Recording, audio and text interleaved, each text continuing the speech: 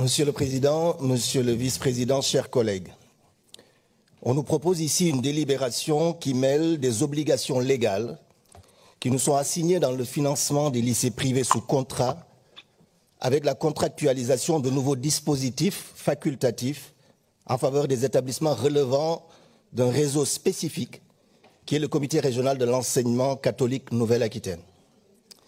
Je vous avouerai, chers collègues, que cette délibération non seulement interpelle notre groupe, mais également, et je pèse mes mots, nous heurte. Chers collègues, nous œuvrons tous ici et travaillons pour une région exemplaire, réconciliée autour des valeurs de la République. Nous le savons, face à la menace de repli communautaire qui s'attaque au vivre ensemble et à la mixité, le contenu de cette délibération interroge deux principes fondamentaux auxquels nous tenons tous en tant qu'élus, ceux de la laïcité et de l'égalité. Chers collègues, nos obligations légales en matière de financement des lycées privés sous contrat sont rigoureusement fixées par la loi. Le vice-président Nambrini les a rappelées. Deux principales contributions nous sont assignées sous forme de deux forfaits d'externat, un d'externat personnel et un d'externat matériel. Je ne reviendrai pas là-dessus. Monsieur le vice-président, monsieur le président, chers collègues, si la première partie de la délibération respecte scrupuleusement nos obligations en précisant les modalités de versement de ces deux forfaits, la deuxième partie, il faut bien l'admettre, outrepasse allègrement nos compétences en nous demandant de contractualiser en faveur des établissements privés d'un seul et unique réseau, celui des établissements catholiques, à qui on ouvre de multiples dispositifs d'aide de la direction de la jeunesse et citoyenneté de la région.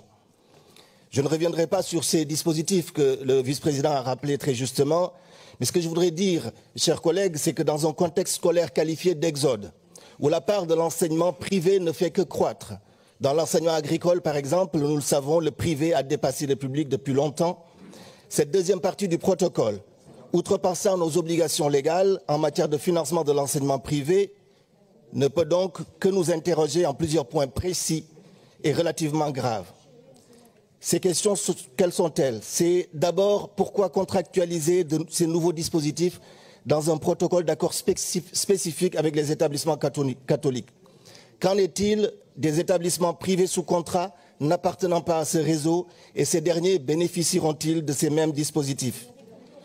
Monsieur le vice-président, vous le savez, contrairement aux lycées privés catholiques, les établissements publics accueillent sans distinction de croyances, de ressources ou de niveau scolaire.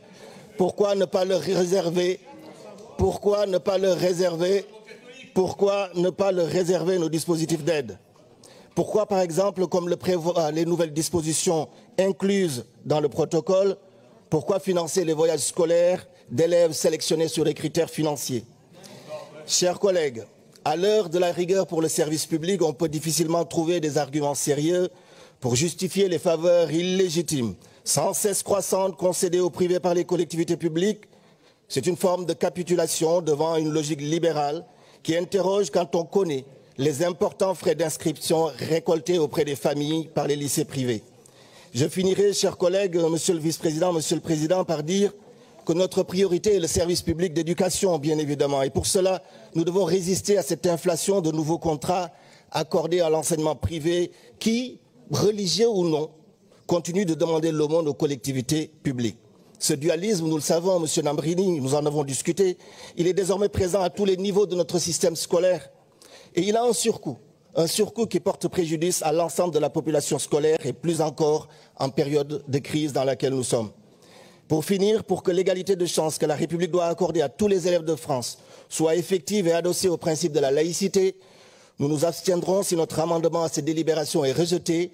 Et je voudrais finir par, Monsieur le Président, si vous le permettez, par féliciter les services de la région. Vous en avez fait part en début de séance sur la très belle exposition qui est présentée, puisque nous sommes dans l'éducation, qui est présentée à l'hôtel de région Nouvelle-Aquitaine et qui parle des enfants réunionnais de la Creuse. Vous savez combien je suis attaché à ce travail de mémoire et à ce devoir de mémoire et à la nécessité véritablement de réparer ces outrages que le dogme colonial et raciste a imposés à beaucoup de nos concitoyens et ici encore en Nouvelle-Aquitaine. Je vous remercie.